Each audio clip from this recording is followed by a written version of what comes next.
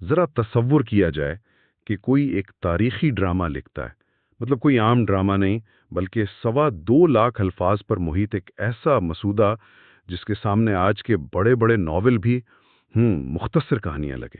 اور پھر یہ بھی سوچیں کہ وہی شخص یہ سب کچھ اس وقت کر رہا ہے جب وہ ایک باقاعدہ ٹریول ایجنسی چلا رہا ہے، جی بالکل۔ فلموں اور سٹیج پر اداکاری کر رہا ہے، غیر ملکی جاسوسی ناولوں کے ترجمے کر رہا ہے، اور ساتھ ہی ساتھ مسلسل 60 سال تک ایک پبلک لائبریری کا انتظام بھی سنبھالے ہوئے ہے نا حیرت کی بات۔ ہاں، مطلب سن کر ایسا محسوس ہوتا ہے جیسے یہ کسی ایک انسان کا نہیں بلکہ 5 مختلف لوگوں کا تعارف ہے۔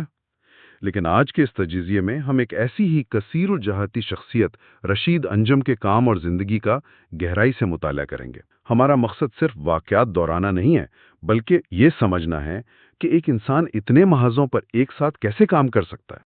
بالکل صحیح کہا آپ نے۔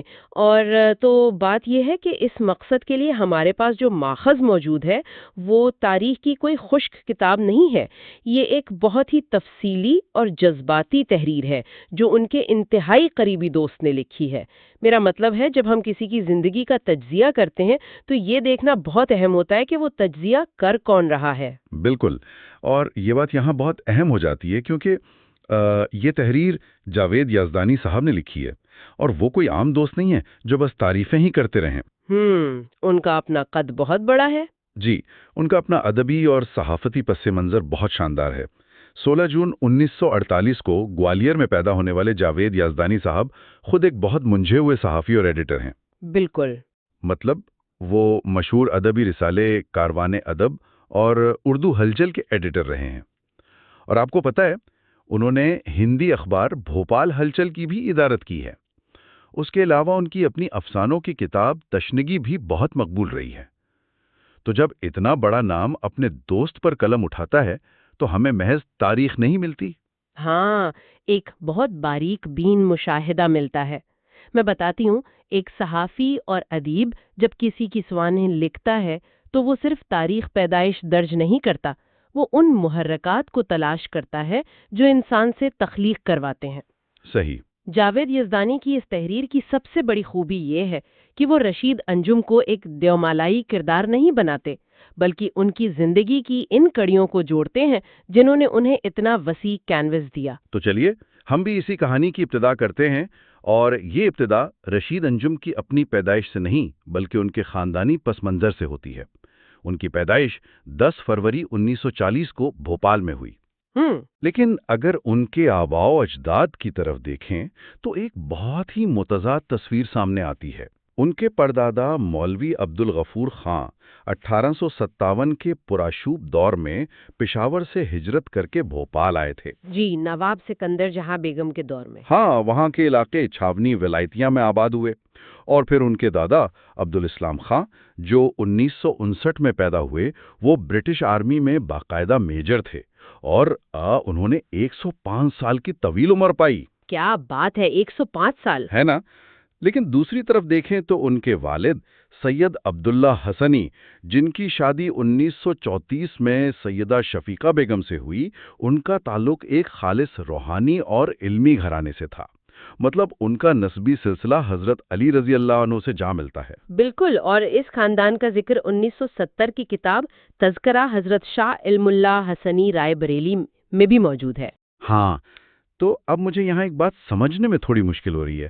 مطلب میں سوچ رہا تھا کہ ایک طرف برٹش آرمی کے میجر کا گھرانہ ہے، فوج کا مطلب ہے سخت ڈسپلن اور قاعدے قانون، جی، اور دوسری طرف ایک روحانی، مذہبی اور صوفیانہ مزاج کا خاندان جہاں نرمی اور غور و فکر کا ماحول ہے۔ یہ دونوں تو آگ اور پانی کی طرح ہیں۔ کیا یہ حیرت کی بات نہیں کہ ان دو بالکل مختلف دھاراؤں کے ملاپ سے ایک ایسا فنکار پیدا ہوا؟ میرا مطلب ہے یہ جینیاتی ملاپ کچھ عجیب نہیں؟ بظاہر یہ ایک تضاد لگتا ہے نا؟ لیکن اگر ہم تخلیقی عمل کی نفسیات کو سمجھیں تو یہ دراصل ایک بہترین اور نایاب امتزاج ہے۔ میں بتاتی ہوں کیسے۔ جی بتائیے۔ ایک عظیم لکھاری بننے کے لیے صرف جذبات کی ضرورت نہیں ہوتی۔ اگر آپ کے پاس صرف جذبات ہیں تو آپ شاید کچھ اشعار کہہ لیں یا کوئی ایک کہانی لکھ لیں۔ مطلب وہ ایک وقتی ابھال ہوتا ہے۔ بالکل صحیح بات ہے، لیکن مسلسل کام کرنے کے لیے، روزانہ کی بنیاد پر صفحے کالے کرنے کے لیے ایک خوفناک حد تک سخت ڈسپلن چاہیے ہوتا ہے۔ بالکل، وہ ڈسپلن انہیں فوجی والے پس منظر سے ملا۔ بالکل، ان کی شخصیت میں روحانی پس منظر نے حساسیت اور ہمدردی پیدا کی جو کرداروں میں جان ڈالتی ہے، لیکن ان کرداروں کو کاغذ پر منتقل کرنے کا جو صبر تھا وہ اس فوجی ڈسپلن سے آیا۔ اس ملاپ نے ان کے ذہن کو ایک ایسی منظم مشین بنا دیا جو جذبات کو دنیا کے سامنے پیش کر سکے۔ کمال ہے، اور یہ بات واقعی سوچنے پر مجبور کرتی ہے۔ خیر، یہ تراشنے کا عمل صرف ان کے خاندانی پس منظر تک نہیں رکا۔ ان کی جو عملی زندگی کا آغاز تھا وہ بھی کوئی روایتی نہیں تھا۔ جی ہاں، سعیدیہ اسکول اور پھر جہانگیر آباد اسکول سے 10ویں جماعت تک تعلیم حاصل کی۔ اس کے بعد ان کی عملی جدوجہد شروع ہوئی۔ 1962 سے 1972 تک انہوں نے MP وقف بورڈ میں کام کیا، اور پھر انہوں نے کیپٹل ہوٹل، رنجیت ہوٹل اور ممبئی کے سنگم ہوٹل میں بطور ریسپشنسٹ نوکری بھی کی۔ اب میرا سوال یہ ہے کہ ایک ریسپشنسٹ کا کام تو بہت بورنگ اور مشینی ہوتا ہے نا؟ چابیاں دینا، بل بنانا، اس میں ایک ادیب کے لیے کیا رکھا ہے؟ اچھا، یہ بہت دلچسپ سوال ہے۔ در حقیقت ایک ہوٹل کا کاؤنٹر کسی بھی ماہر نفسیات یا ادیب کے لیے دنیا کی بہترین لیبارٹری ہے۔ اچھا، لیبارٹری کیسے؟ دیکھیں، دفتر یا اسکول میں انسان ایک ہی طرح کے لوگوں سے ملتا ہے، لیکن ذرا تصور کریں ایک ہوٹل میں کیا ہوتا ہے۔ وہاں رات کے 2 بجے کوئی ایسا مسافر آتا ہے جو تھکن سے نڈھال ہے، کوئی خوشباش جوڑا آتا ہے، کوئی غصے میں بھرا کاروباری شخص آتا ہے۔ ہاں، مطلب ہر طرح کے رویے کا انسان وہاں سے گزرتا ہے۔ بالکل، ایک عام انسان کے لیے وہ صرف گاہک ہیں، لیکن رشید انجم جیسے حساس لکھاری کے لیے وہ سب چلتے پھرتے کردار تھے۔ ہوٹل کی نوکری نے انہیں انسانی رویوں، ان کے جھوٹ، سچائیوں اور کمزوریوں کو بہت قریب سے دیکھنے کا موقع دیا۔ یہی وجہ ہے کہ جب وہ لکھنے بیٹھے تو ان کے کردار ہوا میں معلق نہیں تھے، بلکہ گوشت پوشت کے زندہ انسان لگتے تھے۔ اور اس مطالعے کو باہر نکالنے کا جو ان کا جنون تھا وہ بھی لاجواب تھا۔ جاوید یزدانی صاحب لکھتے ہیں کہ انہوں نے شروع میں ارشد صدیقی اور نصیر پرواز کی شاگردی میں شاعری کی، لیکن پھر افسانہ اور ڈرامہ کی طرف آ گئے۔ اور یہاں مجھے ایک بات نے بہت حیران کیا۔ کیا بات تھی؟ 1971 کی بات ہے، انہوں نے بھوپال کا پہلا قلمی پرچہ نکالا جس کا نام علمدیش تھا۔ اب یہ کوئی پریس سے چھپ کر نہیں آتا تھا، یہ 8 صفحات کا پرچہ تھا، اور آپ کو پتہ ہے اسے سٹینسل پر ہاتھ سے لکھا جاتا تھا۔ اوہ ہاں، سٹینسل پر لکھنا۔ مطلب آج کے دور میں جب ہم کی بورڈ پر 2 لائنیں ٹائپ کرنے میں بھی کہالی کرتے ہیں، سٹینسل پر پورا رسالہ نکالنا، یہ تو بہت محنت طلب کام ہوگا۔ بہت زیادہ۔ آج اس کا تصور بھی محال ہے۔ سٹینسل پر لکھنے کا مطلب ہے کہ ایک خاص کاغذ پر بہت دباؤ ڈال کر لکھنا تاکہ روشنائی منتقل ہو، اور غلطی کی کوئی گنجائش نہیں۔ ایک لفظ غلط ہوا تو پورا صفحہ دوبارہ لکھنا پڑتا ہے۔ اوف، یہ تو بہت ہی تھکا دینے والا جسمانی کام ہے، اور پھر اس کی کاپیاں نکالنا، پن لگانا، اور حیرت کی بات یہ ہے کہ یہ سب دوستوں میں مفت تقسیم کیا جاتا تھا۔ جی بالکل مفت۔ تو کوئی ایسا کیوں کرے گا؟ اتنی مشقت اور کوئی معاشی فائدہ بھی نہیں۔ کیونکہ سچے فنکار کو چھپنے کی بھوک نہیں ہوتی، اسے اپنے اندر کا غبار باہر نکالنے کی مجبوری ہوتی ہے۔ جب اتنے سارے کردار اور کہانیاں آپ کے ذہن میں ابل رہی ہوں تو آپ انہیں قید نہیں رکھ سکتے۔ صحیح۔ انہوں نے پبلشر کا انتظار نہیں کیا، انہوں نے سٹینسل کے ذریعے اپنا راستہ خود بنایا۔ اور یہ کوئی وقتی جنون نہیں تھا۔ بعد میں 1974 سے 76 تک مہر کی شکل میں، اور پھر 2001 میں صدال اردو کی صورت میں یہ سلسلہ چلتا رہا۔ صحافت میں بھی عرفان علی کی سرپرستی میں کام کیا۔ لیکن محض صفحات ان کرداروں کا بوجھ نہیں اٹھا سکتے تھے۔ جاوید یزدانی کی تحریر ہمیں بتاتی ہے کہ وہ ان کرداروں کو مجسم دیکھنا چاہتے تھے، اور پھر انہوں نے سٹیج کا رخ کیا۔ جی، انہوں نے اہمیہ کلچرل کوٹھیاں بھوپال قائم کیا۔ بالکل، اور خود 11 ڈرامے سٹیج کیے۔ ان کا میوزیکل پلے نہ ادھر کے نہ ادھر کے 1978 میں بھوپال اور پھر 1979 میں ممبئی کے برلا ماتوشری ہال میں بے حد مقبول ہوا۔ اور صرف لکھا ہی نہیں، ایکٹنگ بھی کی۔ ہاں، 1979 کی فلم 5 قیدی اور 1986 کی ویڈیو فلم بے نام زندگی میں۔ جی، اور 1973 میں وہ ممبئی بھی گئے، وہاں مشہور فلم رائٹر اظہر حسن کے معاون بنے۔ मंदिर, मस्जिद और राका और शाका जैसी फिल्मों से स्क्रिप्ट राइटिंग की बारीकियां सीखी। लेकिन यहाँ मेरा एक बड़ा सवाल बनता है। जी पूछें। मुंबई फिल्म इंडस्ट्री का मरकज है, वहाँ शोहरत है, पैसा है। एक शख्स वहाँ जाता है, काम सीखता है, कामयाबी भी मिल रही है, तो फिर वो उसे छोड़कर वापस खालिस अदब और स्टेज की तरफ क्यों आ जाता है? ये बहुत लॉजिकल सवाल है, लेकिन इसका जवाब कमर्शियल सिनेमा की साख्त में है। देखिए, मुंबई की फिल्म इंडस्ट्री में खास तौर पर उस दौर में स्क्रिप्ट राइटर एक मशीन का पुर्जा होता था। मतलब उसे अपनी मर्जी से लिखने की आजादी नहीं होती? बिल्कुल नहीं। कहानी बॉक्स ऑफिस, हीरो की पसंद और प्रोड्यूसर के मुतालिबात के तहत लिखी और बदली जाती है। रशीद अंजुम जैसे इंसान के लिए, जिसने अपना रिसाला खुद स्टेंसिल पर छापकर मुफ्त बांटा हो, सिर्फ अपनी बात कहने के लिए, ये पाबंदियां जंजीरों जैसी थीं। उन्हें डायरेक्ट राब्ता चाहिए था। हाँ, स्टेज पर जब अदाकार डायलॉग बोलता है तो वो सीधा सामने बैठे शख्स के दिल में उतरता है। वहाँ कोई रीटेक नहीं होता, कोई एडिटिंग नहीं होती। इसलिए उन्होंने स्क्रिप्ट राइटिंग की टेक्निक तो सीखी, लेकिन अपना फन कमर्शियलिज्म को नहीं बेचा। अरे वाह, ये नुक्ता बहुत कमाल है कि टेक्निक सीखी लेकिन फन नहीं बेचा। और फिर उस तकनीक का इस्तेमाल कहाँ किया? ये हमें जावेद यज़दानी की तहरीर के अगले और मेरी नज़र में सबसे हैरानकुन हिस्से में मिलता है। जी, उनके तराजिम और ड्रामे। बिल्कुल। एक तरफ उनके अपने अफसानों का मजमुआ दिल समंदर आशना और शायरी का मजमुआ शोलागी शाये हो रहे थे। वो सलीब जिंदा है, फिरौन और शुजाउद्दौला जैसे ड्रामे लिख रहे थे। लेकिन इन सब के साथ उन्होंने नसीम बुक डिपो लखनऊ के लिए जेम्स हेडली चेज और अगाथा क्रिस्टी के मशहूर थ्रिलर और जासूसी नॉवेलों के उर्दू तर्जुमे किए। जैसे ठंडी मौत, मौत के जुआरी, आशी जंजीर और खूनी साया। जी, और हिंदी लिखारी अजीत कौर की कहानियों को भी तर्जुमा किया। अब ये तर्जुमा करना।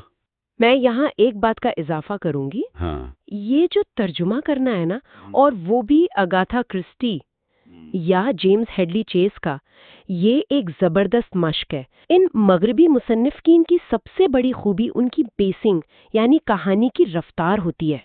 वो कारी को बोर नहीं होने देते। बिल्कुल, और मुझे लगता है यही वो मश्क थी जिसने उनके इस शाकार को जन्म दिया, जिसने मुझे सच में हिला के रख दिया। मैं बात कर रहा हूं उनके तारीखी ड्रामे सिंगरेज़े हवाएं की। जी।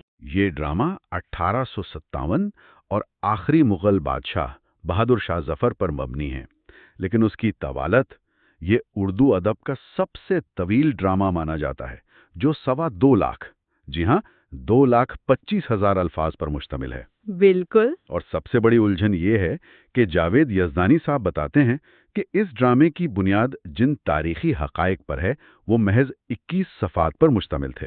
अब कोई भी सोचेगा कि 21 सफ़ात की तारीख को खींचकर 2.25 लाख अल्फाज बना देंगे तो वो तो बहुत बोरिंग हो जाएगा ना, कारी तो सो जाएगा। बिल्कुल नहीं, और इसकी वजह वही है जिसका मैंने अभी जिक्र किया, उनका जासूसी नावलों का तर्जुमा करना। आमतौर पर जब तारीखी ड्रामे लिखे जाते हैं तो डायलॉग्स बहुत भारी भरकम और तकरीर जैसे हो जाते हैं। हाँ, रफ्तार रुक जाती है। जी, लेकिन रशीद अंजुम ने जेम्स हैडले चीज की थ्रिलर वाली रफ्तार और सस्पेंस की तकनीक को तारीख पर लागू कर दिया।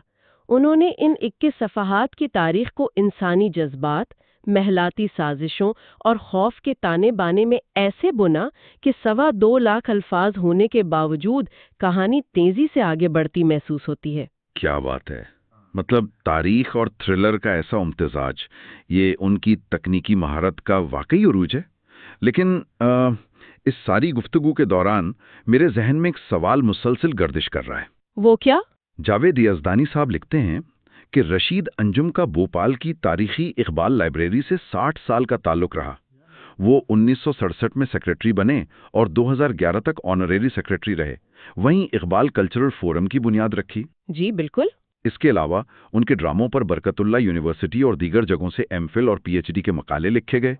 लेकिन इन सब के साथ साथ वो एक बाकायदा ट्रैवल एजेंसी का कारोबार चला रहे थे, जिसकी शाखें मुंबई, जद्दा और मद्रास में थीं। उन्होंने सऊदी अरब, अफगानिस्तान, पाकिस्तान के सफर किए। मतलब एक ट्रैवल एजेंसी चलाना, 60 साल तक लाइब्रेरी संभालना, इतने लंबे ड्रामे और किताबें लिखना, तराजिम करना, क्या उनके दिन में 48 घंटे होते थे? ये सब कैसे मैनेज किया? ये वो मरहला है जहां हम वक्त और इंसान के इरादे के ताल्लुक को समझते हैं। जब हम कहते हैं कि मेरे पास वक्त नहीं है, तो इसका मतलब अक्सर ये होता है कि हमारी तरजीहात कुछ और है। सही बात है। रशीद अंजुम के लिए ये मुख्तलिफ काम नहीं थे, एक ही मकसद की मुख्तलिफ शक्लें थीं। ट्रैवल एजेंसी उनकी माशी ज़रूरत थी, जिसने उन्हें आज़ादी दी कि वो अदब को पैसे कमाने का जरिया ना बनाएं। और जहाँ तक लाइब्रेरी की बात है, जो शख्स इतनी किताबें लिख रहा हो, वो अपना कीमती वक्त लाइब्रेरी को क्यों देगा? हाँ, वो वक्त तो मजीद किताबों पर लग सकता था। बिल्कुल, लेकिन ये उनकी बेलौस खिदमत थी। वो समझते थे कि मुसन्निफ को पनपने के लिए किताबों का माहौल चाहिए। उन्हें मालूम था कि अगर ये लाइब्रेरी कायम रहेगी, तो आने वाले दौर में कोई नया रशीद अंजुम या नया जावेद यज़दानी वहां बैठकर पढ़ेगा। ये तो बहुत ही गहरी बात है, ज़ात की नफ़ी और मुआशरे की तामीर। बिल्कुल, और इसी बेलौस जिंदगी पर उन्हें बेशुमार एजाज़ात मिले। 1993 में हेल्प फाउंडेशन अवार्ड, 95 में म्यूनिसिपल कॉरपोरेशन और फ़ख्र मध्य प्रदेश का खिताब, 2009 में साहित्य अकादमी अवार्ड और 2011 में कारवाने अदब का अवार्ड। ये अवार्ड्स वाकई मुआशरे का उनकी खिदमात का इतराफ़ हैं। तो अगर हम जावेद यज़दानी साहब की इस तफसीली तहरीर और आज की गुफ्तगू को समेटें, तो तस्वीर बहुत वाज़ेह है। रशीद अंजुम की जिंदगी सबूत है कि असली जहानत को किसी एक लेबल के तहत कैद नहीं किया जा सकता। जी हाँ, बिल्कुल नहीं किया जा सकता। वो बेवक्त अफसाना निगार, ड्रामा निगार, स्टेंसिल पर पर्चा निकालने वाले निडर सहाफ़ी, अदाकार, मुतरजिम और लाइब्रेरियन थे। और उनकी जिंदगी का हर पहलू दूसरे की ताकत बनता है। होटल के रिसेप्शन ने नफ्सियात सिखाई, फिल्म मिगरी ने टेक्निक सिखाई और लाइब्रेरी ने इल्म को वुसअत दी। बिल्कुल, और इस बहस के बाद सुनने वालों के जहनों में एक सवाल जरूर पैदा होता है। आज हमें कहा जाता है कि कामयाब होना है तो सिर्फ एक मैदान चुनो। जी, मल्टीटास्किंग को अक्सर बुरा समझा जाता है। हाँ, अगर कोई कई मैदानों पर काम करे तो उसे नाकामी का ताना मिलता है।